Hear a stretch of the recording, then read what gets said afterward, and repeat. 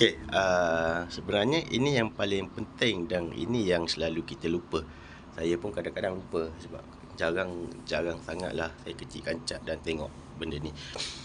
Biasanya besar kancak dan tengok cari arah H1. Tapi sebenarnya sebelum kita nak mencari arah H1, kita kena tahu satu perkara dahulu. Kita kena tengok status market dahulu sebenarnya. Setiap hari itu kita kena tengok status market. Kalau aturan dia yang pertama adalah kalau market dalam pot, kita tak mencari arah H1. Kita tak tengok yang sebelum-sebelum ni yang belajar dalam video tu kan, nak kena tengok sesi 3, sesi 2, sesi 1, lepas tu AUO. Kita tak tengok. Kalau market dalam pot, kita just simplify kan trade dalam pot saja. Kita tak cari arah H1.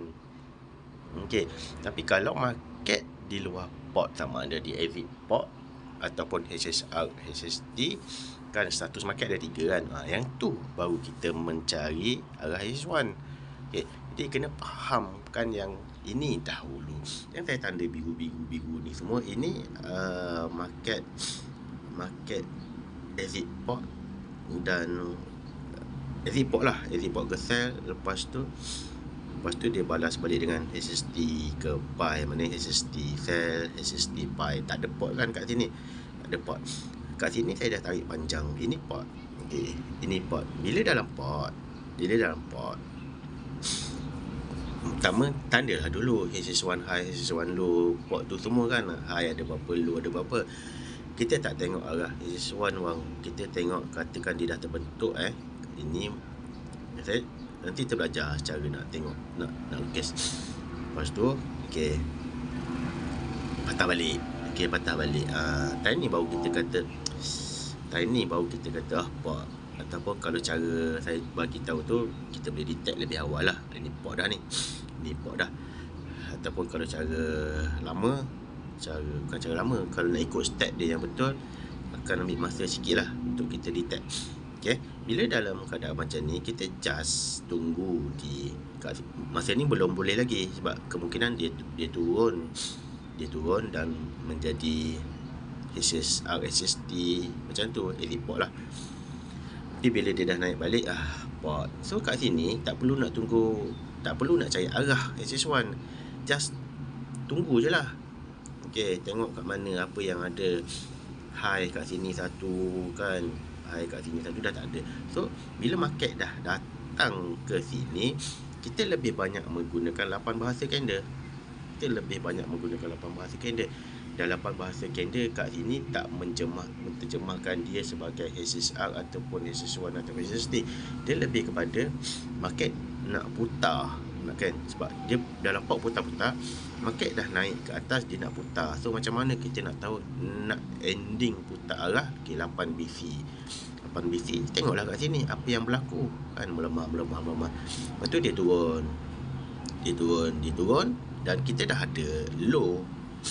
Kita dah ada low 1, low 2 kat sini. Ini nak tanda pun tak perlu pun, tak apa, sebab dekat biasanya tak perlu tanda. Nak tanda pun tanda.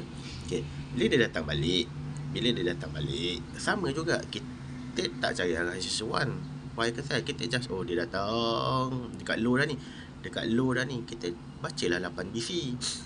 Ke atas 8 BC, ke bawah pun 8 BC. Dalam ni kalau kita nak kata TKJ buy, TKJ sell, ni tak ada hal. Sebab TKJ ni lebih kepada habislah bahasa mudah dia. TKJ buy, nak habis dah ni buy dalam pot kan. TKJ sell, nak habis dah ni sell. Yang tu tak apa. Tapi yang paling yang sebenarnya adalah 8 BC ke buy. Okey, dia pun pergi sell. 8 BC ke sell, dia pun pergi ke buy. Kat sini kan ada candle buy, candle sell besar. 8 bahasa candle besar sell menunjukkan sell dah akan berakhir, dan kebetulan dekat dengan low. Dekat, bukan sentuh. Kau janganlah jumuk sangat, sentuh kan, dekat. Dah dekat. Lepas tu carilah, nak terus paku kat sini ke, nak cari TK ke, terpulang. Lepas tu dia naik balik atas, sama je. 8 BC buy, candle besar buy. Okay, candle besar buy, dah dekat dengan, carilah dulu balik. Dia tembus dia tembus. Lepas tu Dia patah balik. Jadi ditembus ni dia buat new high untuk SS1, high untuk port.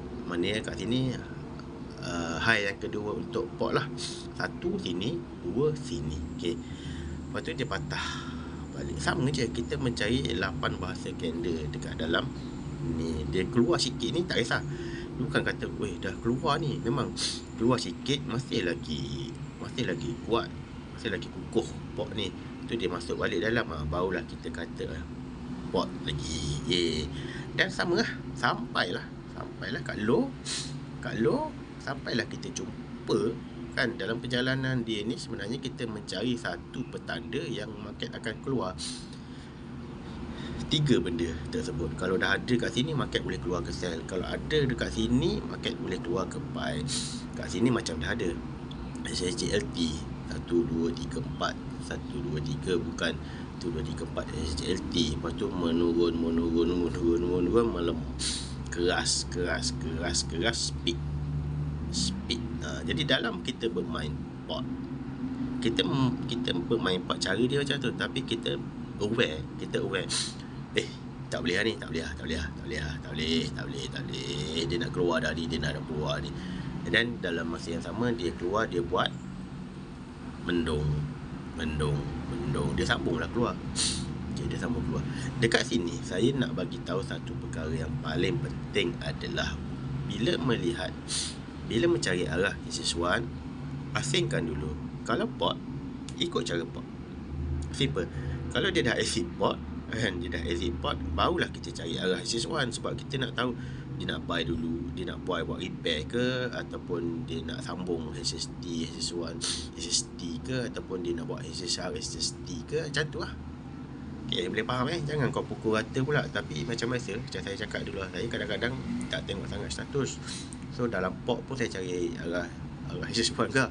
Kalau berlaku macam tu, tegur, bagi tahu bang, tu pot kan tu. Okay, kita tarik handbrake lah.